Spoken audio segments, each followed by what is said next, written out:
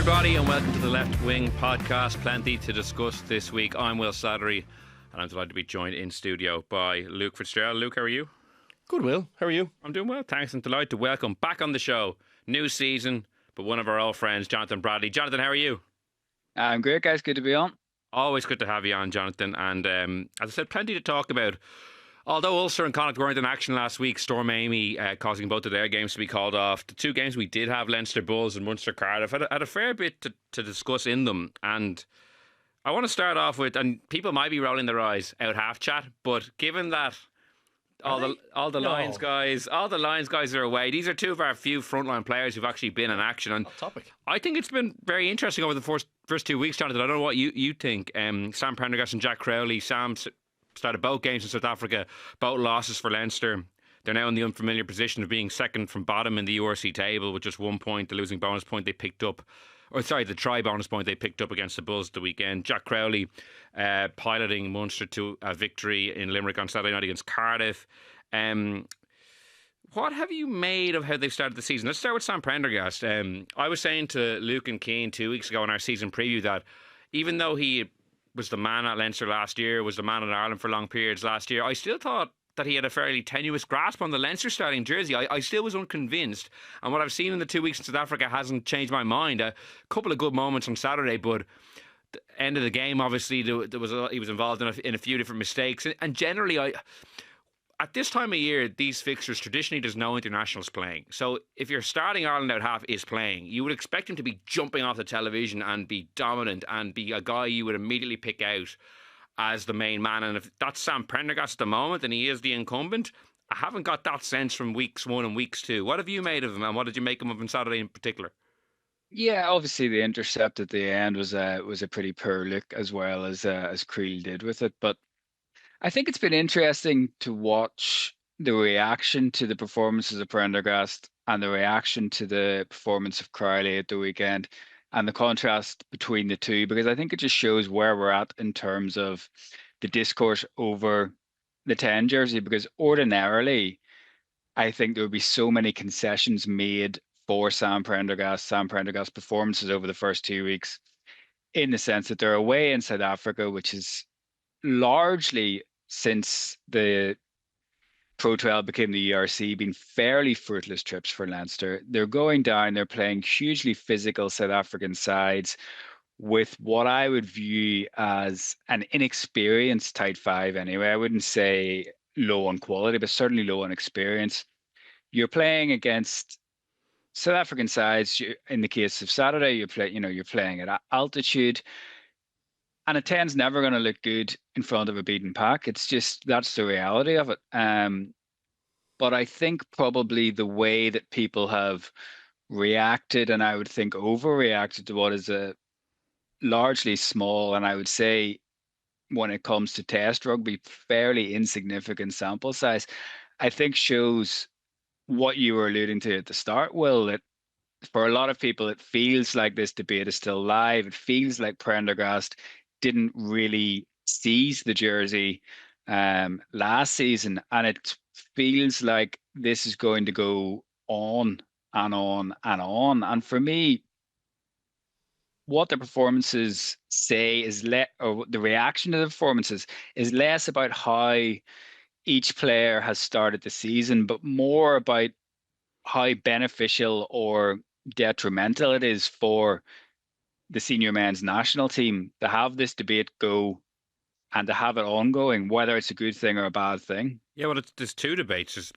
Prendergast versus Crowley, but I was saying to you and Keane, as I mentioned to Jonathan, like, for me it's also a Leinster thing, like whether he should be starting for Leinster. Like, what did you make of him on Saturday? Like, there's one particular thing I actually wanted to get your opinion of, obviously, because these are my eyes. You actually played rugby at a professional level. Like, say Sam Prendergast, I know it was late in the game, the intercept try at the end with Robbie Henshaw, he's walking.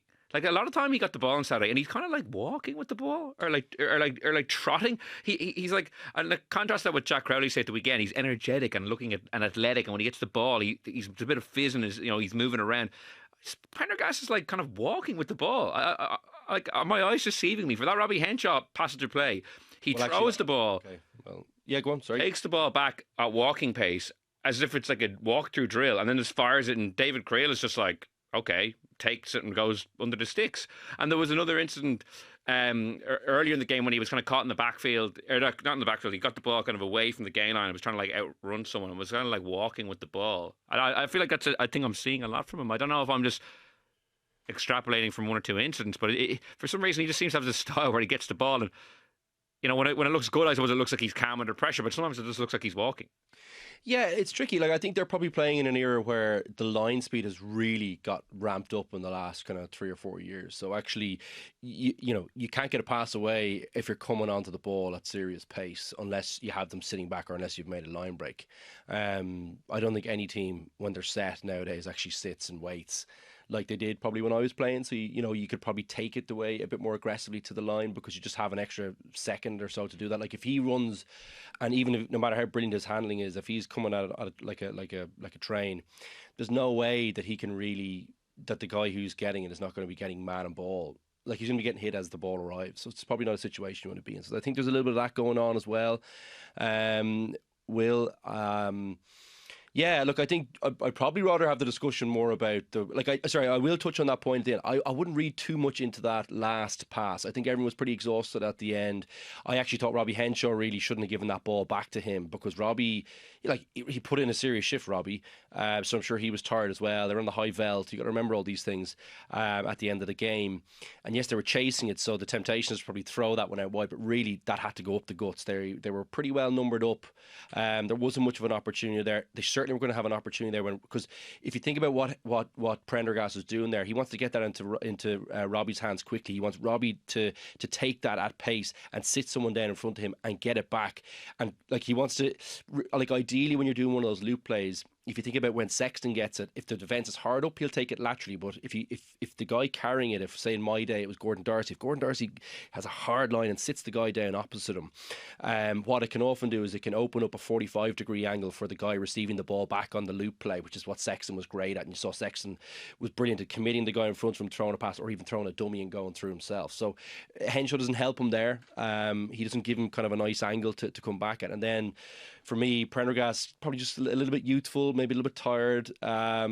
Throws a speculative one when really he should have just held on to it. So I think I would forgive him on that one. I think there was a few more factors involved in that. But it's not something that you've noticed, that his kind of movement is kind of like slow. No, it looks almost deliberately I actually think he's quicker. So I always thought he was slow. He doesn't look like much of an athlete, but he's actually got decent top end pace.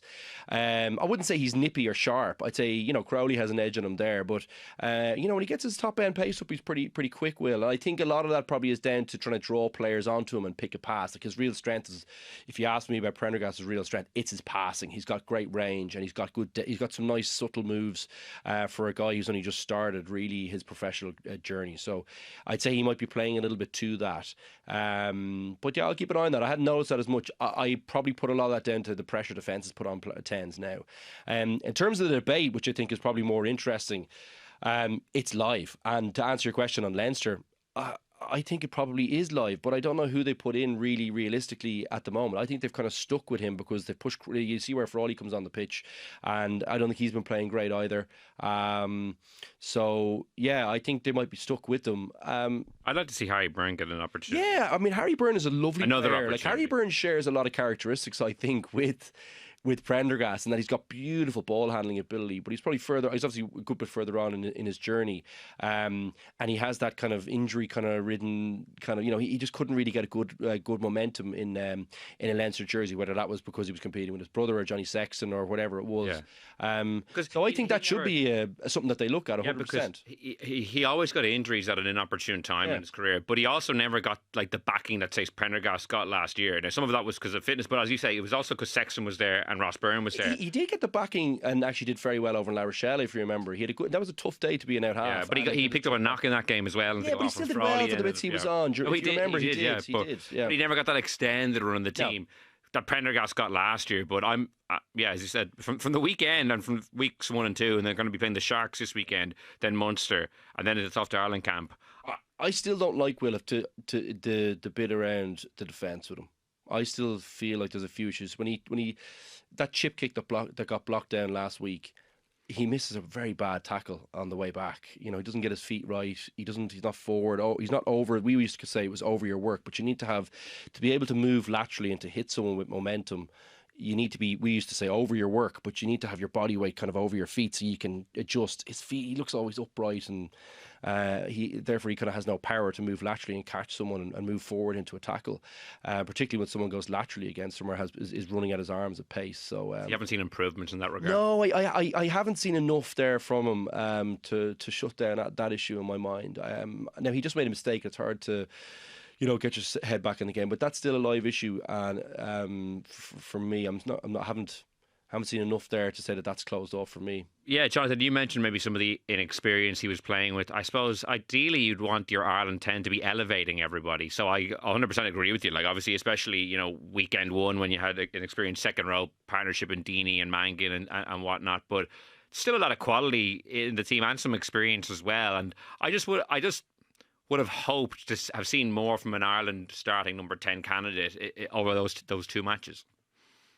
Yeah, no, I agree. I just think, one, his position in particular makes it very hard to stand out and very hard to elevate if you're getting beaten up front. I think probably more so than anywhere else. I just think whenever we put it in the context of the season, going to South Africa is very difficult. I think if these games had been in March, as they normally are, towards the end of the season, I don't know if we're reading into them in the same way. But I think just because, like you say, Will, he wasn't on the line, so he's been a part of this, what really feels like a soft launch of the ERC season, against the backdrop of Chicago and New Zealand being right down the track, in this sense that there is a little bit of a state of flux around the Ireland team in general going into November, and just how much a part he plays into it. When by now, having had that full season as the 10, you would have expected him to maybe feel like there's more authority, feel like there's more of a grasp on the position, but also, I suppose, to be exerting more influence on games than he occasionally has. Yeah, because we're used to seeing him play with the full Leinster team. With the full pack. With his full pack, yeah. So, he was kind of promoted on the basis of him playing with those great players. And I still didn't think I still had question marks. So now that's why I was so intrigued to see these two games, because this was kind of the first time he was kind of asked to lead the team. Obviously, when he was a young player, he played a couple of games, but that was a different scenario. There was different context. I wanted to see him be the key man 2 weeks in a row. I actually think it was more instructive to see him in these two games than it is watching him play with the Leinster team usually. Start of the season is very difficult though as well, Will. I've seen lots of truly really great Irish players have stinkers at the start of the year. It's just, some people just get up to speed a bit more slowly. There's other people around you, and as Jonathan has rightly alluded to, that position at 10 is really, you're so dependent on kind of platform and other things around you going right for you to kind of have be able to really stamp your authority on a game to a certain extent. You're limited as to what you can do if you're heading backwards all the time, or if it's really difficult to get any momentum. So yeah, I do think maybe we're being a little bit too harsh. I would like to have seen maybe a little bit more improvement on some of those areas that I talked about. I think for me the defensive thing is really obvious, and I would just love to have boxed that off early in the season. I think that's an easy one to get right for me, and that's probably the bit I'd be most harsh on, to be honest with you. The other stuff, I think, there was the team. I thought Tommy O'Brien was the only one who really stood out for me over the two matches as being really consistent, delivering on his job very, very well, and being very, very physical. And I thought he looked really good he was great down in South Africa, wasn't he? Yeah, brilliant. I think he's the guy. He was the only guy in the backs that really stood out for me, that played well. I thought Luke McGrath was pretty good for the most part too. But Tommy O'Brien was the guy who stood out. He looks like a proper top quality international. I think he goes to the next level this year if he can stay injury free. He was he looked like it really. Being physical doesn't always transfer away in South Africa, because it's just a different level there, I think, and he really stood out for me. And then you think about the pack. I think Jonathan made a good point about maybe some of the younger guys in that pack. There was some experienced heads, kind of here and there, but for the most part, I probably wouldn't count those guys as massive leaders. Will they probably have a bit of experience, but I wouldn't count them as they're not a Doris, they're not a Conan, they're not a Ryan, they're not a Sheehan, they're not a Furlong. Do you know what I mean? So, that you probably need to take that into account as well. It's a difficult place for those guys to get up and running, and he probably didn't have a massive amount of leadership he could really count on in the pack. So that's a little bit of a challenge too, I think, that he was coping with. I think we're going to probably broaden this out and have a discussion about Crowley maybe, and then discuss the two opposite each other. But Crowley probably will have that conversation. Like, he's dealing with that all year round maybe. Yeah. Bar when Burns there really, or when O'Mahony was kind of injured a lot towards the end. So he's been coping with that, and maybe now we're seeing a bit more of a like-for-like comparison. You would probably, for me to have a more like-for-like, I would love to have a couple more games in, to be honest with you. This feels a little bit early to be really judging him and saying, well, it's over for November that he's out, that kind of way. Oh, not over. No, I'm not over. Yeah, Do you know what I mean? I'm just... For me... Yeah. Crowley definitely has stolen a match on him, Jonathan. I don't know what you made of him. Jack Crowley at the weekend got man of the match against Cardiff, which I thought was, I don't know, I watched the game and he certainly finished the game strongly, and when he struck that drop goal, it was a game probably... Chip was lovely in the first half. Yeah, no, that was a lovely bit of play. But for long periods, Munster really struggled to break down Cardiff. I thought, without Craig Casey, Munster looked a little blunt. I thought he makes so much happen for them, much like Gibson Park does with Leinster. I thought they struggled with his options. Ethan Coughlin was decent, but he's not Craig Casey.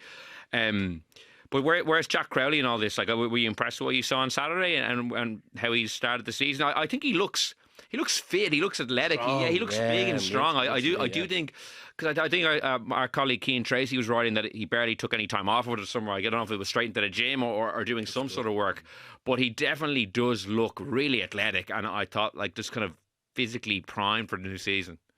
And I think he looks confident as well, and that's maybe where wonder. That's the haircut, Jonathan. That's the new haircut for sure. Well, not something that I have to worry about, but. I think whenever you see how the early weeks of the season play into, the wider picture with Ireland, that's how I wonder how it impacts things. Crowley's come into the season and he looks confident. Munster are winning games, albeit that was an arm wrestle. But I think Cardiff are better than people give them credit for. But I just think the range of what he was doing, the confidence to try those kicks, how much he can take from the performance off the tee as well, which I suppose ultimately was what proved the difference. Having the presence of mind, the calmness to go for the drop goal, which, as we saw at other parts of the weekend, isn't always a given, even at this level. So I think it was a really polished performance from him. I think there were some lovely sparks to it in terms of attack and play, and I think he can take a lot from getting the win, even though, I've seen an awful lot of people question how fluid a performance was. I thought it was probably better than I think an awful lot of other people seem to have. Yeah, because I really wasn't that impressed by Munster. I thought they made really heavy weather of Cardiff. Now the conditions were kind of strange. It was a really gusting crosswind. You saw from a lot of the place kicks.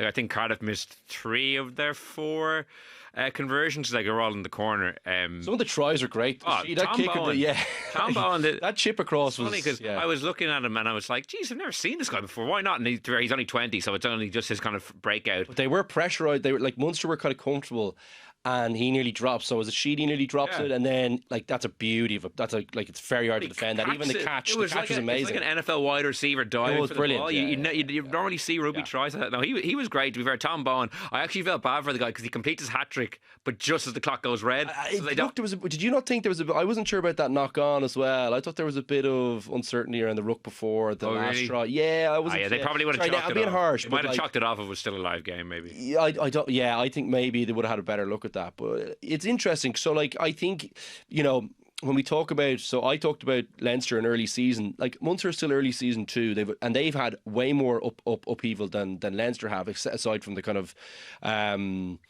the not having all their bodies on deck, which Leinster would be more impacted there. But they've had a new coach. Huge injuries though as well. Yeah, but you know what I mean. They've had the coaching. I'm probably more talking about the coaching side. I know they have kind of some consistency with Leamy and the rest kind of staying in. The head coach is new, but the head coach is big though. Yeah. That is big, and the talk from him is that he's changing. It sounds to me like he's changing some of the dynamics around how the pack are going to be operating. It sounds like they're going to be more hard nosed. They're going to be more. That's the focus for them, and I thought they managed the game really well. I thought Crowley, I thought, like, the game wasn't fluid, yes, but I thought the bits that he had to do, he was good, and he still showed some magic as well. He's some lovely carries towards the end. Look, as you say, look strong, look fit. He's good in his feet.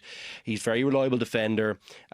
He's a big game player. Like that drop goal, yes, it's in front of the post, but it wasn't like it was set very well. He just made a quick decision, backed himself, and gets the drop goal. Whenever that happens, I just think of Raj. There's something about him getting a drop goal. I'm just like, man of the match secured, tick. Raj. Yeah, well, at the end of the day, it wins the game for them, and it was a smart decision at the time. That wasn't planned. Like, if you think about it, like, it was kind of a breakdown. It was really out of the blue. He steps back, but he's obviously in the game. He's in the moment. He's thinking. He knows that it gets him to 8 points. It effectively secures the game. Because it was actually very smart. Because, as you say, they were 5 points up at that time. They needed another try for the bonus point. So he was. They were going for it. Yeah, like that was the obvious kind of traditional play. There is we need a 4th try for our bonus point. They ultimately didn't get it, but they did secure the victory as a result of it, which, like, even though they were kind of comfortable for most of the second half, Cardiff still were able to go down a couple of times and pinch tries and were still dangerous. So I thought it was a very shrewd bit of play by Crowley. And I also liked in the first half, Cardiff scored a try, and you see him going straight over the ref and just having a little word, I remember as well. The ref was like, kind of like Johnny Sexton's like, "You're not the captain, leave me alone." But like, I just like that kind of. I don't know if leadership. He's aggressive. He's in the game. Yeah. He's like a real competitor. I think. I see lots of real, like, traits of a guy that I would love to play with. Yeah. And I see Crowley. Maybe that's why I've maybe tilted a little bit more towards him. That even though I love watching Prendergast, and I think, I'm hoping that. I do like him. I love his skills, Will. Like, he's such a young player. I think he'll grow into his body, get more physical. I hope he sorts out the tackling. And I think if you look at some of the deft skills he has around his handling, he could be magic. Like, and he's got a big kicking and big raking. You could see every now and then he connects it when it goes a mile. I think he could be great. I do. I promise you, I really want it to go well for him.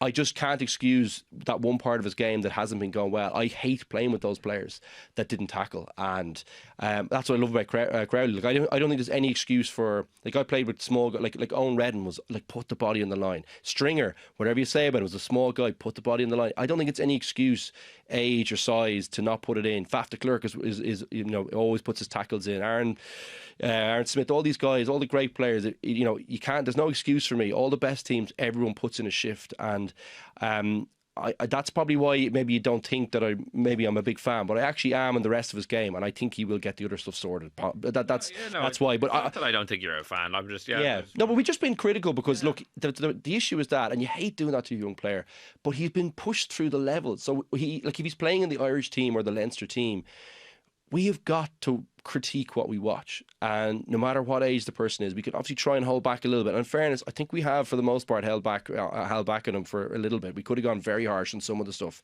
that we saw last year on the defence, but we didn't really. Or I certainly felt like I could have gone when I was watching some of the games. But yeah. I just really like Crowley. I didn't like how quickly he was discarded and treated, and he's a player I'd love to play with. And I always I played with guys who really put in a shift. Like Contepomi was a brilliant 10, very flary player, but he made his tackles. Johnny Sexton, brilliant player, put in his tackles. Raj, whatever you say about him, not a big tackler, small guy, like really small guy, but was targeted all the time. But he made his tackles. He put the effort in there, and that's why maybe it's I feel like I would never play with someone. I'd hate to play with someone, or I'd never pick someone who doesn't tackle. Or sometimes I see if I don't feel like the effort is 100%. Yeah. So that's why I was harsh, Will, maybe. Yeah. No, I'll be like, it's 2 weeks until Croke Park, and that's going to be a huge battle. Like, that's going to be one of the great subplots, because we were denied it last year. Like, so they've never played head to head, because last year in Croke Park, Frawley was starting for Leinster. This was in the Kieran Frawley era, and then remember famously or infamously at Christmas time, Crowley wasn't allowed to play. Terrible. So, yeah, it's very poor by that. Still ridiculous. So they've actually never gone head to head, and I could see Crowley getting in his face. You'd love to see a bit of a Raj Sexton, Felipe Raj. You'd love to see a bit of even Carberry. Remember Carberry getting stuck into Sexton then there. Yeah. All those kind of things. They're great dynamics in the game. For me, if Ireland are playing the All Blacks tomorrow, Jonathan, it should 100% be Crowley starting, from what I've seen in the first 2 weeks. I wouldn't. But how much of your selection for the All Blacks are you basing on 2 weeks of URC. They're the only two guys who honest, played. Everyone else is on holidays or in pre-season. The only players. Sorry. I'll put it a different way. How much stock do you think Andy Farrell in his team selection puts on the first 2 weeks of URC, which, for all intents and purposes, it looks like teams are using as an extended pre-season?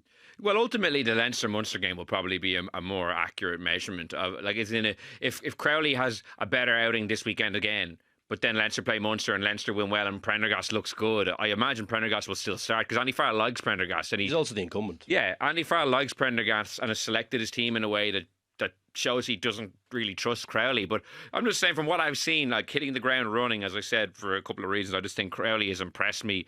I like his temperament at the weekend. I think he looks strong, the way he managed the end of the game. I would raise the question as to why they needed a drop goal at the end to beat Cardiff or to seal that win. Like, I would kind of look at the start of the game and say, well, like, did Crowley manage the team as best he could? Like, they didn't get a bonus point either. Like, so I know he got man of the match, but I wouldn't say it was a perfect performance at all, because they should have been getting 5 points. They had 3 tries on the board after an hour and didn't score another one. So it's not as if it was perfect for him. I just think he's been playing better.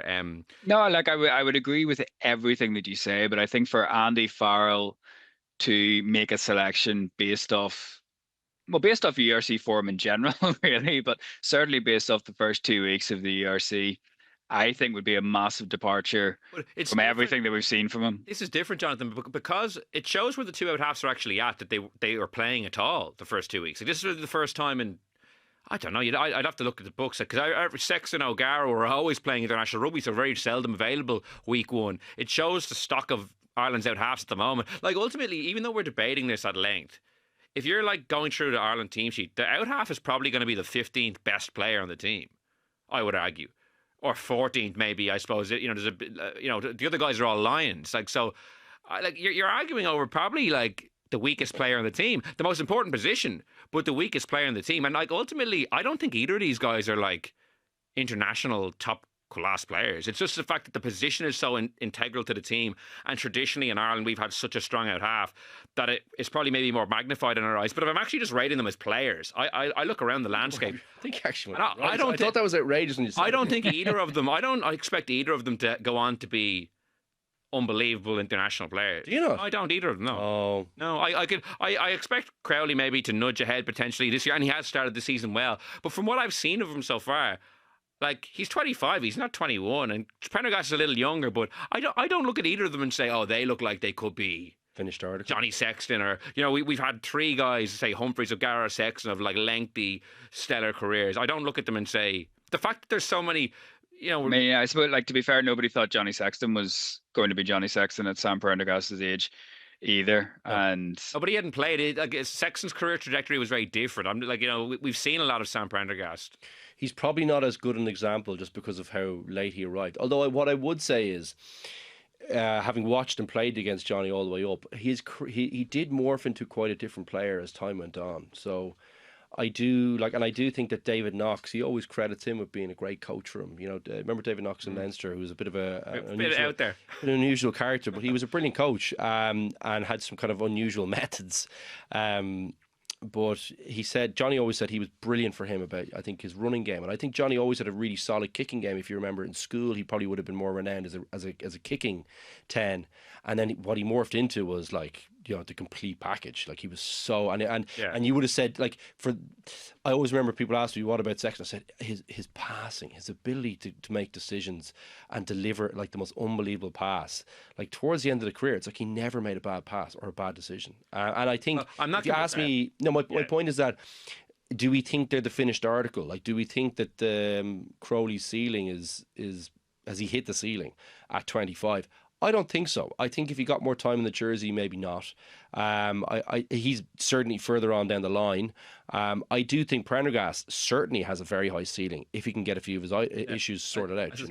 What I'm just saying is, like, the entire Ireland team pretty much are Lions squad members. These guys, like, I'm not. I'm not saying at the moment, these guys they were not selected. They weren't really close. The only reason they were even in the conversation was because Andy Farrell was the coach. Like, I just think that, like, the out half at the moment in the Irish setup is they're not adding much. They're just being they're being asked basically to like compare them though. So who is of us? So bar the the new South African guy. I can't think of his name. Sasha Feinberg and He looks pretty special, right? In an unbelievable. He looks unreal. Behind an unbelievable pack. Let's face, but he still looks. But he's adding. Class. You can see what. He's adding, right? But aside from that. Of kind of, so to me, the only guy I can really see coming through the same age as these guys, or kind of just ahead, is Finn Smith. Would you say he's so far ahead of them that they couldn't be competing with him on a next line strip? I don't think so. I think they still have a bit of headroom to grow and to get better. I think the issue Finn is Smith whether is a lot better than both of them. I don't think he's a lot better than Crowley. I think he's probably a lot better than Prendergast right now. But I think Prendergast will catch up, and I think Crowley could narrow the gap. The problem for him now is going to be, does he get consistent game time under the head coach in Ireland? And I don't think he will. I think it's going to be a bit of power sharing for a while, and I'm not sure how good that really is for you in your development. I really don't. I think it can be very damaging for that position. I think what Leinster, for example, so we were talking about Leinster, I think the right thing for them to do is to continue picking Prendergast, and he needs to play loads of rugby this year. And that flies exactly in the face of what you're saying they should do. But is that the right thing but for I'm not Leinster saying to it's win the the right Champions Cup? And or is that the right thing for Andy Farrell? Or? And the context of that, of course, Will, is that, like, what stage of their development is this Leinster team? I would say they're coming to full forward. Like, they're height of their powers now. They're at that peak where, well, I'd say they are. If you think about the age of the guys, the age profile, that most of their top guys are like 29, 30. And even a few of them are even older now, so they haven't got time to bed in a guy. So that's going to be the real challenge for them. Is what do they do? Do they take a long-term view and say we've got 2 or 3 years where we've got to teach this guy, how to how to tackle better and how to make more kind of consistent decisions, and the only way we can do that is just to keep playing them. But do they give up these? I think these next 2 years are crucial for this Leinster team. I think they'll be viewed as a failure if they don't get a Heineken Cup or two, because for me the trajectory is downwards for them afterwards. If you look at the age profiles, so I think they're already viewed a certain. I don't think they are. I think they can. Leinster, my Leinster teams would have been viewed as failures up until 2009, and you can. This team could definitely get one or two easily over the next couple of years, and they could change the whole dynamic of how they're viewed. I think anyway. And they can tell their story will be told differently if they can do that. But as you say, is the most important position going to be their worst player? And there's not many teams that win it that have that guy there. So I don't know. It's sorry, John. I'm going on and on, but it's just interesting. My final point on it is that, like, traditionally, my entire life watching rugby, the Irish team has had like their best player or one of their best players at out half. Now it's the inverse. Like now, like the whole team is pretty stacked, and they're having to like raise up the quality, as in like they basically have to compensate for an out half, whoever that is, who is not as good as everybody else in the team. That's just a new departure for Ireland, Irish rugby in the last 25 years when I've been watching it anyway. It's a column I'd read. I'd pitch it before the All Blacks. What I like to do is pitch an idea and then say, "Rod, you should write that." I'm not bad at doing it myself. But are you saying he gets his ideas from you? No, not at all. It is an interesting dynamic though that they have at the moment. The 9 seems to be the absolute key guy for Ireland. Has been for a while. So look. 32 minutes in, and we've only talked about out halves, but I thought that was good. And as I said to Jonathan at the start, given that none of the Lions guys have actually played yet, really, like that I think was worth touching on that. Is there anyone who has stood out to you across the 2 weeks for any of the provinces? So obviously, as I said, the Lions guys are on ice. The 2 out halves have been playing. Ryan Baird has been playing. Had a costly drop ball. I'm not that it's going to disqualify him, but like that was a key moment in the game. They probably would have won if he'd scored a try there. Tommy O'Brien, I agree with you. I think he's been fantastic. He's the guy. He's the guy, yeah, isn't he? Yeah, he is. He looks so like he looks like he's really hitting. I think his potential at the moment. Yeah, he looks really. He looks prime for the Chicago. He's comfortable. I feel like you could drop him in at any level now, and he looks like he's going to stand out. I think even at international level, he's so pacey. He looks really, really quick. He looks so powerful in the contact. He's winning collisions. He's winning balls in the air. He's winning balls on the ground. He's just all action. I just love watching him. And yeah, he's the guy that has really stood out to me. In the first 2 weeks in a team that was struggling a little bit, he's the guy I was going, well, I look like I can rely on him. When he carries the ball, he's beating players, he's getting gain lines when maybe he shouldn't. He looked like an international player playing inter-provincial, if you know what I mean. He looks like the step up. But that's what you want, because I think I said before week 1, like this trip to South Africa, as Jonathan said, is usually a very thankless trip for the provinces. Like, no matter who goes down, they usually get pumped twice and come back, or maybe if, on a good day, get a losing bonus point. Occasionally get a win. We have seen that before. Obviously, Munster famously went down there. Leinster had a good trip last year. Leinster had a good trip last year, yeah, and O'Brien was brilliant in that as well. But I was fascinated to see, after like getting his Ireland, bow in the summer, could he like show that he is a step above the rest at the moment? And he looks it, and he did to me as well. Jonathan, did you watch him? Did you see him? What did you think? Yeah, I think it's been the continuation of the momentum that we saw towards the tail end of last season. He was, as much as everybody's sort of already forgotten that those 2 tests in the summer, I mean, he was a standout player in those as well. And I think it's really interesting in the context of Hugo Keenan's injury. I'm thinking about Chicago. So I think at this stage, you're thinking, does he come in ahead of Mac Hansen, or do you move Mac Hansen to fullback in the absence of Hugo Keenan? Oh, I got shouted down last week for that one, Jonathan. Did you, by me? Yeah. I shouted you down. That's what I was saying, Hansen. Yeah. No, I shouted you down. Maybe it's the week before. Well, it's looking more appealing to me now, having seen Tommy O'Brien play. No, because I was actually going to ask you, Jonathan, your back three for Chicago at the moment, because obviously Jimmy O'Brien's been playing for Leinster. Looked good in attack, to be fair, at the weekend.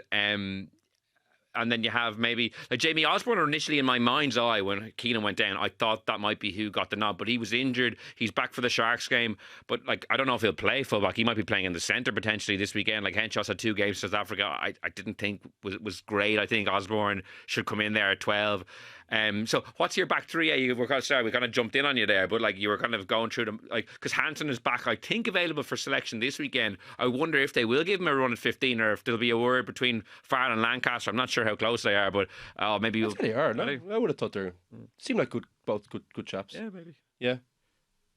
Yeah, I think it's really interesting. I think off the back of what we've seen over the last 2 weeks, and that's maybe going against talking about how much stock they'll actually put into it, but set against the wider picture of the summer and how they ended the key games provincially last year, I think you'd want to get Tommy O'Brien involved. So I think it then becomes a straight shootout between Hansen and Osborne for fullback, and I think you probably edge towards Hansen there on the basis that you can then get O'Brien into, as you say, by playing him in the midfield.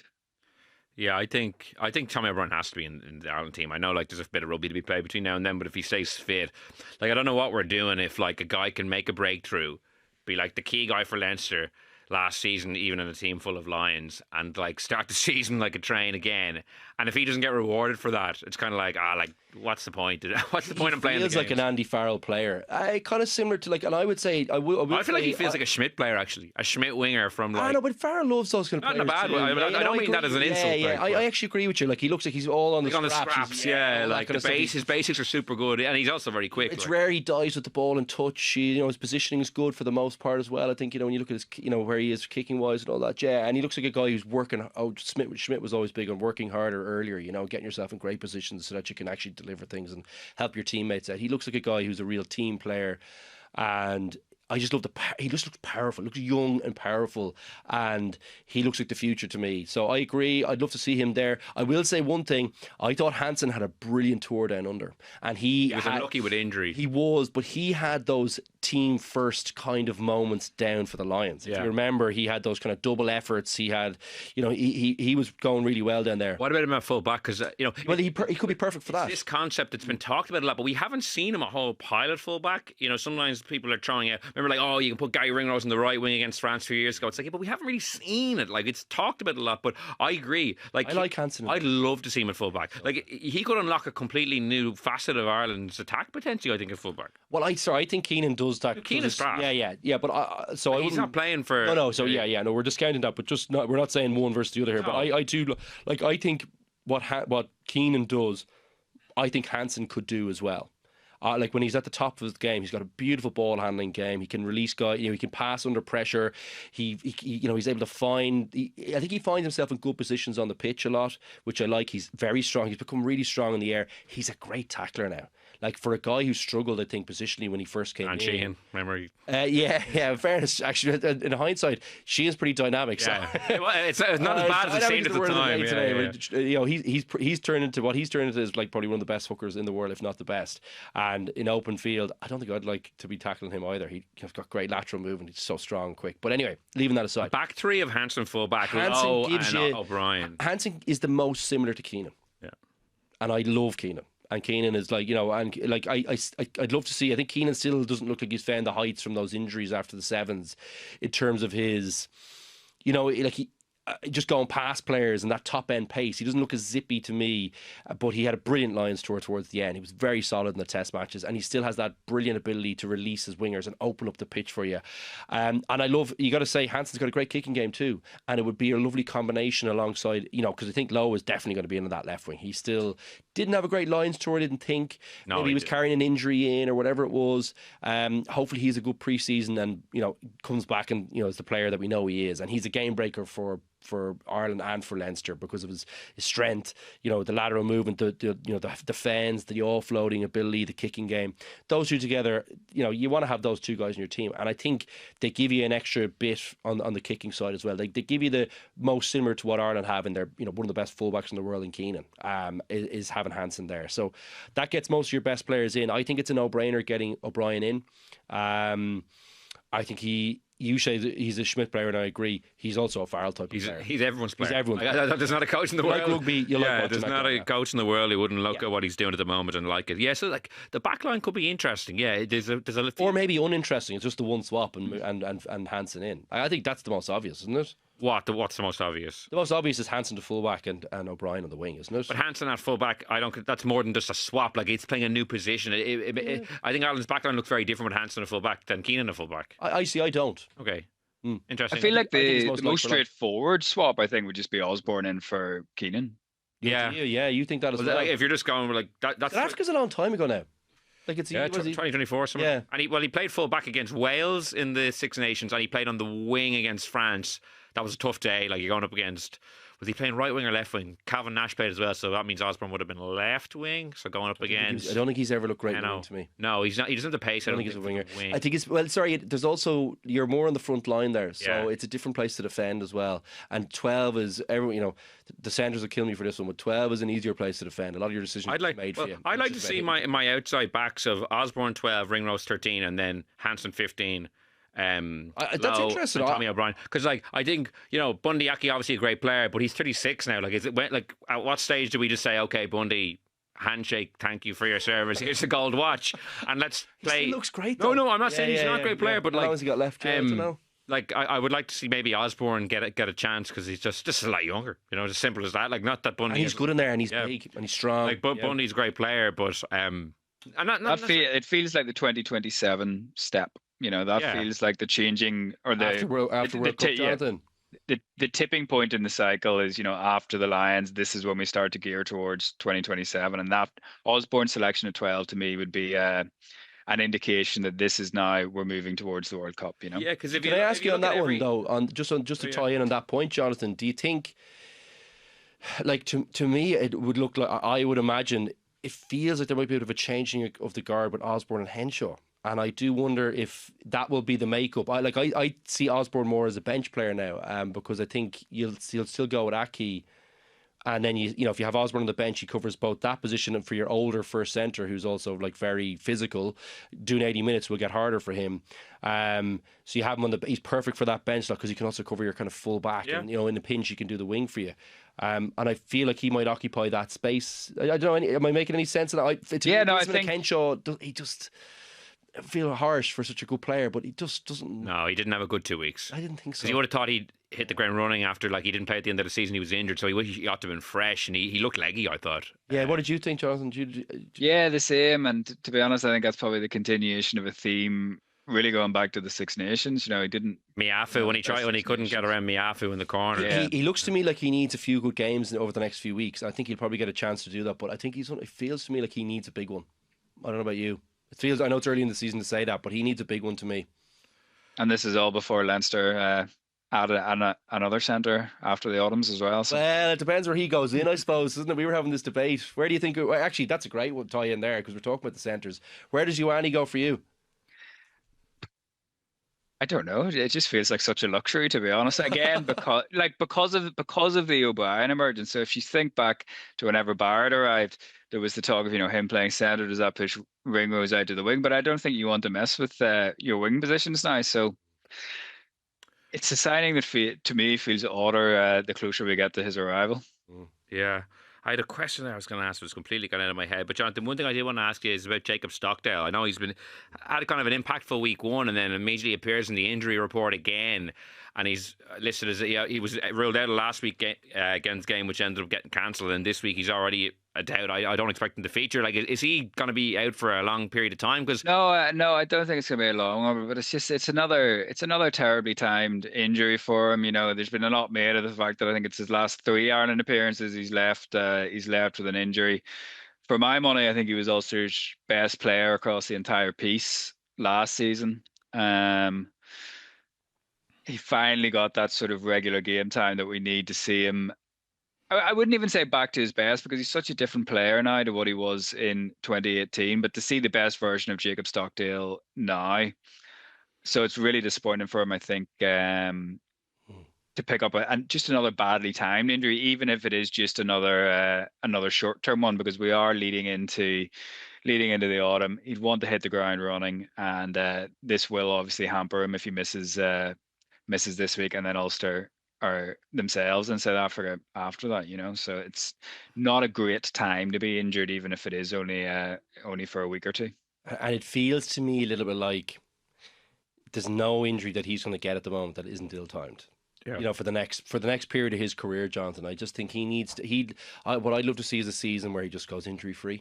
As I'm sure most Irish supporters and Ulster supporters would like to see it. Just because it's the first time in a while where it doesn't feel like Lowe is 100% nailed on. He is still nailed on, but he didn't have a great Lions tour. So and he's 30. He turned 33 in the summer as well. So it's the first time since he probably nailed down that position that he hasn't felt like one of the first names. There's a gap maybe to have a go at him. Maybe, yeah, I think you could have a cut off getting into that team, but you can't do that if you're on the injury report. No, I actually think there was even a possibility for that Australia game. Like Jacob Stockdale was in really good form throughout the early part of last season, and then you remember the Fiji game that he went off. Yeah, he got injured in that one. Yeah, if he hadn't got injured in that one, I even think there was maybe not as big a possibility, or not as big an opening as there is now, but I do think there was a slight chance that he even would have featured against Australia. And he looked powerful to start the season. Now, I know it was the Dragon, so it was probably one of their easier fixtures, but he did look sharp. He did look good. And he got injured in that summer tour as well. Like he got a shoulder injury. I think he might have dislocated a shoulder. He did something to it. So it was good. Even him getting back to the start of the season was good, and then ended. And I think what I'd love to see Ireland have another option there. Like, he's just got that top end pace. He's such a big man as well. I'd like, and I think if you think about where Ulster are, like himself and McCluskey together, they have they've got nice. I think they've got some nice players around them. If you think about Larry and that, he's so creative. He's a small guy. There's a big opportunity for those two guys to be really important. Like they already are very important. But I'd love to see the two of them in the team week on week with those kind of creative players around them. I think they'll get opportunities, and I think there's a chance for them to showcase what they're really great at in a team. Maybe that I don't think they'll struggle, but I just I'd love to see what he can do this year with consistent form. I think he has the chance to be a real leader for that Ulster team. And yeah, he just needs to stay. We talked about Ulster, they just need their guys to stay injury free, yeah. Jonathan. It's just been really themselves, and at times Munster too, have really struggled to get big signings on the pitch, and their big players, the big Irish players, just consistently on the pitch, and they'll continue to struggle if they continue to have those injury problems. So I do hope they get it resolved. Yeah, and again, just on Stockdale, James Lowe, but ring the bell that says, don't talk about the World Cup, but James Lowe is going to be 35 in Australia. There's not many 35-year-old wingers starting for top teams at a World Cup. Remember Shane Williams was starting for Wales in 2011 and they did pretty well there. He was still rapid though. Yeah, no, Shane Williams is unreal. But it's rare for a winger to be competing at the top end of international rugby at that age. So you think there is an opportunity potentially over the next couple of years. And Jonathan, I remember what I was going to say when you said this November post Lions tour is when you look towards the World Cup, because if you actually look back at the last 2021, that's when Ireland really started to hum under Andy Farrell. They played New Zealand. It was post-COVID, one of the first big games. Ireland looked really good. 2017 was when Andrew Porter, James Ryan and Stockdale were introduced to the team for the first time. 2013 is when Joe Schmidt came in and the Joe Schmidt era took off. 2009 was when Johnny Sexton made his Ireland debut post-line. So there's actually a history going all the way back to 2009 of this window coming up and how vital it can be for regeneration. Albeit Ireland didn't do well at any of these World Cups, so maybe it doesn't matter. Maybe it doesn't matter at all. But traditionally, it's been when the team has taken shape, if not like ultimate World Cup. But you still have the space to give someone an opportunity, don't you, to grow into the position and to see if they can hack it at the top level. So it's a natural place where, because I think earlier in the cycle you've got to get results still, and you've got to, that focus. This kind of focuses the mind a bit on okay, well, like it's getting close now, But you don't. It's hard to try someone the year of it. Not saying it's not possible, but it gets harder to try someone. Ian Foster put it well once when he said, like, my job is to win now and win in the future. Like, I don't have I'm trying to both like plan for the future and win the World Cup, but I also need to win today. And New Zealand is a different job. I want that as well to Ireland, though. New Zealand is definitely a different job to Ireland. Yeah, but like, say if Ireland lost 2 out of 4 and blooded some new players, I don't think anyone would be like, that was a great window looking towards the World Cup. People would be like, Jesus, this team is done. Like, I think that would be that's what would be the narrative. Yeah. Just before we finish up, guys, a shout out to Zebra. They've won their first 2 matches. That was a great win. The first time in URC history. They beat the Lions at the weekend. They beat Edinburgh in week 1, and they were fights. They beat Munster, obviously, maybe infamously for Munster last year. They hammered them at the start of the season, and shortly before Graham Roundtree's departure, they have been getting better. They won away to Ulster as well, Jonathan, as you remember. Beat Glasgow as well, didn't they? Benetton Glasgow as well. But Benetton have like a lot of star players in their team, like, a lot of Italian stars, whereas Zebra don't have that luxury. But fair play to them, like, it's been a really good start, and they play a good brand of rugby. They're not like the complete cannon fodder. I know, like, they went to Leinster at the end of the year and got trashed, but like, that's going to happen if they play the very top teams in the league. But they have certainly become a lot more competitive, which is good to see. The last thing I wanted to bring up, guys, is the R360, kind of the league, the mooted league. Mike Tyndall's involved, and it's going to be like, jet setting around the world to all these like glamorous cities. We don't know that much of the details yet, but what we do know is, just before we started recording, the unions of Ireland, England, Scotland, Italy, France, New Zealand, Australia and South Africa released a joint statement saying, if you guys play in this league, you won't be playing for us.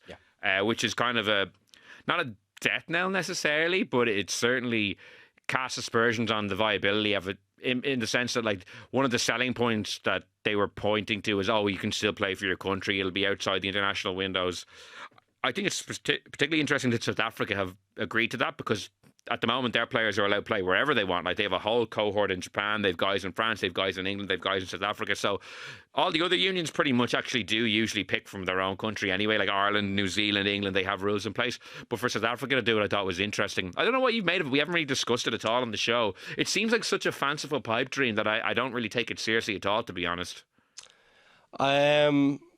Not to be so harsh on something, like the idea of having like these random teams playing in like one city and then going to another city, I just don't see that ever being viable. You're talking to like a banker as well, so I find it like a bit fanciful. I agree. I just think rugby's struggling financially as it is. Yeah, this to me, you'd love to, like, maybe I just don't have that vision. I don't have that vision. But from what I can tell from it, it's very ambitious, is maybe the nicest way you could say that, say what I think. Yeah. I would be amazed if it was actually a viable concept, and not to be disparaging or not to be like any of those things about a guy trying to promote the game. I love that aspect of it, but was this the answer? I don't know. And I thought the unions were inevitably going to be doing this. No, like it's hard enough to get players through a season. But there was an argument. They don't have more games. There was an argument that, like, if they were going to be saying, you can still play for your country and do it outside of international, took the pressure off financially. Yeah. You're paying their salaries, so you no longer. Now you could say the same thing now, as in like, well, why don't the IRFU just let them play in France and they pay their salaries? But like, the pre-season seemed to be shortened as it is for me, and I think you look at player injury profiles. I don't think it looks to me like players are playing for longer periods, because their bodies look to be getting, if anything, like kind of more. you know, I'm not going to say more damage, but it seems to be like the physicality in the game is massive now. Like more games, But to me, that's so you might think it's helping you in the short term, but you know, easing some kind of financial burden for you. But for me, it'd probably impact your if you think about what the unions are trying to manage, they're trying to manage their assets as best they can. That's why they don't have them playing every week, because financially that would be better for the game to have all your internationals playing every single game for Leinster, Munster, Connacht, Ulster. And I'm only using the Irish example, but it'll be the same elsewhere. They want them to play a few less games in that to the detriment of it and the interest levels and the money flowing in, because they're trying to manage the assets that they have, which in fairness are the players really. They're your assets. You have to try and manage them. You can't depreciate them too much by playing them more and more times. That actually kind of shortens the lifespan of them. Yeah. So as a business case, it doesn't work for me in that sense. The one thing of R360 though was it wasn't this really long season like the top 14. It was like 2 windows. I don't recall the exact month the windows. More games than not. But it wasn't more. I don't think it was a huge amount of games. It wasn't more games than what they play for Leinster. I don't think. It's going to be more games anyway. What do you mean? I'm not, like to me it's more games. Like, you know, no, but not more games. Instead of playing for your club, they were trying to get guys playing the 2. No. Instead of playing for your Leinster, no, but you're playing for Ireland and yeah. To me, it's like more like no, but it was like swapping your club games for. They don't see any financial benefit from this, bar easing the burden somehow. But like, is that really? Yeah, I just don't understand who's going to watch it.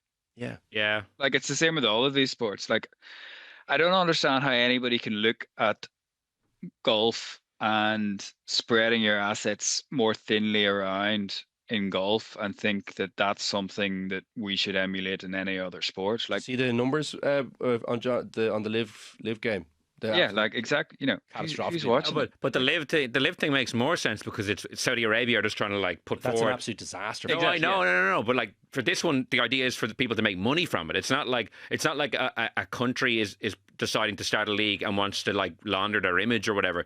There's actually just a group of businessmen who think this could work potentially, and that's where I'm like, this doesn't seem on paper. I'm not a finance expert, but the idea of flying teams around the world to these exotic locations to have these like pop-up franchises, like for me, it just sounds kind of like the Japanese league, to be honest. Like, if you ever look at like some of the rosters in Japan, there's a couple of huge names there at the moment, like Ardi, Sevilla, Peter, Steph Dutoy, Cheslin Colby, and then you have to fill out the rest of the rosters. In that case, it's with Japanese players. In this case, it would probably be guys from all over the world. But what you'd end up getting with is a similar league to the Japanese league, which, you know, obviously at time differences, you're not going to be watching it here anyway, but like, it's not that attractive to watch like a couple of unreal players play with like some really kind of like poor average players. Yeah, like they look like heroes. Because I don't even see it in its best version of itself getting like 30 player rosters and they're all internationals. You know what I mean? Like I could see a version where there's a couple of guys, or I could until this announcement potentially, Jonathan, where there was some star players, but they're gonna have to fill out rosters if it ever came to pass with probably like guys of a kind of a lower standard, and I don't think that would attract people either. I'm with you. I don't see the appeal in that. I don't see why a business person would look at that and say, oh, I think this could be really successful, I'm going to make a huge killing on it. But there's also no emotional attachment to the teams like this. To go back to the point of people think it might make money, to me, it again sounds like, and I know there are obviously rugby former players involved, but it sounds again to me like business and analytics trying to make sense of sport. But if people don't have an emotional attachment to the teams, they're not going to watch it. They might watch it out of curiosity, but not in the numbers that you will have if people actually support the teams. So it goes back to this idea.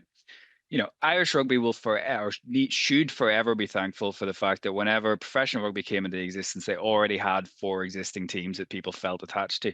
You can see in Wales how difficult the history of professional rugby has been because they didn't have a base of people feeling attached and invested in these teams. So the idea that you're just going to create these teams, fill them with a couple of star players, fill out the rosters, and in 1 generation or 2 generations' time, people are going to support them and feel the same way about them as they do provincial teams or premiership teams or super rugby teams, to me is just completely fanciful. It's this idea of trying to mimic things that work in other sports. So, you know, the IPL has worked in cricket, but it's worked in cricket where it's the national sport of a country with 1.4 billion people. And like, there aren't enough people watching rugby to start with to think that a big enough percentage of that people are going to spend money on watching a product involving a couple of players that they know, but teams that they don't know or care about. It's, to me, I just don't understand it. Yeah, I And agree. we have this thing every couple of years where we have to pretend to take it seriously. I think the route to like more money in rugby or more interest lies in kind of the existing structures or the existing teams. Like, I actually think this international competition running between the summer and November will be a major success. Like, yes, we will lose the 3 tests, you know, that kind of drama that can be created. But that only really came back in 2012. Like, before that, like earlier in Luke's career and stuff, like Ireland would go and play 2 matches in the summer. Like, the 3 tests only really came back in 2012. So it's not as if that's... I think it's a brilliant idea. Yeah, but I think it'll actually generate a lot of interest around November, additional interest around November in the summer. So that, for me, actually think will be a real winner. I still think the only way to make the club game more financially lucrative is a Lions League. I think that's the only thing that's ever made sense to me, and something that can actually get the pulses racing. I think the Club World Cup, we discussed it when it was announced. I think that's going to be... I don't think that's going to... Seasons don't matter. That's not going to be something people, I don't think, gravitate towards massively. I think if week in, week out, we had a British and Irish Lions League, I think that's something that you could sell. It's something that casual fans would be able to easily know what it's about. Rugby's competition structure at club level is really convoluted. It's really messy. You don't know what countries are involved, time zone issues, format issues in the Champions Cup. I still think a Lions League in the future. I do think it'll happen eventually, not for quite a while, because they're kind of vested interested in these current structures. But I think it would be easy to sell. And it would, you know, capture rugby fans at the moment. But I also think it's like one competition that might be able to break through, you know, the kind of noise to other sports fans who maybe only follow around Six Nations. If you can kind of sell that it's kind of this like British and Irish league, potentially. That's just the one thing I think at club level that has like a lot of merit to explore. The other things I've seen pop up sound really fanciful. And as someone who loves Champions Cup and loves watching club rugby, none of them get my pulse racing. Bar maybe a Lions League if that can come. That's in interesting. The future. Yeah, I haven't heard much chat on that. It flares up every now and again, but obviously because the South African teams are involved now, they're locked into this for the foreseeable. There's talk about an American team in the URC at some stage, which an American franchise again, which is like these things, like, because obviously they've committed the World Cup to America, they're trying their best to, like, you know, boost American rugby, but I do think that's a pipe dream as well. I still think rugby, insofar as they want to be a global game, I think the route to more success in rugby and more money in rugby is to just like mine the existing passion people have for the teams, as Jonathan mentioned, the attachments they have, and I think that might be one route to it. But yeah, it'll be interesting to watch the space as things develop. Like Mike Tyndall, for a guy who's the front man and who has his own podcast, I feel like we know very little about this. I was saying to someone the other day, it'd be like if Luke was the front man and we did the show every week, but we never like got any details from him. I'd love for him to just go on one of these shows with James Haskell and be like, this is what it is. This is what's happening. Now, I'm sure he might say, look, there's issues. I can't go into the details for whatever Sounds like reason. it's still coming together. I know, but So, like, it's been coming together for a long time. If you commit to something on a podcast, like, you know, I know, but it's out there forever. it just seems strange that he has such a big he has a platform, like, but like we don't know. He's a smart guy. That's the one thing that would we give should me know hope. everything about this. No, but the one thing I'd say about it is, so like we were all pretty disparaging towards it there. Like, he's a smart fella, you know, and I'm sure there's some smart money behind him. And yeah, like I'm sure they've thought about most of these things. It feels like it's going to be tough to get off the ground. I would agree with. I think Jonathan's point was like it does matter in sports. Like what, like you look at. I always think the perfect example of what Jonathan said is Man United.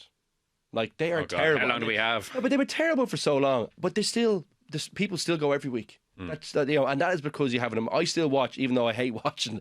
I still watch them every week, and that is to me is the perfect example of that tie towards a team. And as you said, we all have it with the kind of the provinces here. There's teams in England that have it, there's teams in France. You all support your kind of local team, even if they're playing terribly. We'd probably still watch a Leinster match, even if they were crap. So I don't know. Yeah, it feels like it's an uphill battle to me. Yeah, well, it'll be one to keep an eye on over the next while. This statement tonight certainly, I don't know if it throws cold water over it, but I'll be interested to see if it ever does get off the ground because, you know, cutting off, especially the South African players, that's who I thought would populate it with the star power, was the guys who already play in Japan. Like, it wouldn't be a big leap for them to just play in another league somewhere else and get paid well, but if they're not going to be allowed to play for the Springboks, that obviously won't happen. So, one to watch. We will convene again next week. For now, Luke, Jonathan, thanks so much for joining me, and thanks to everyone for listening. Goodbye.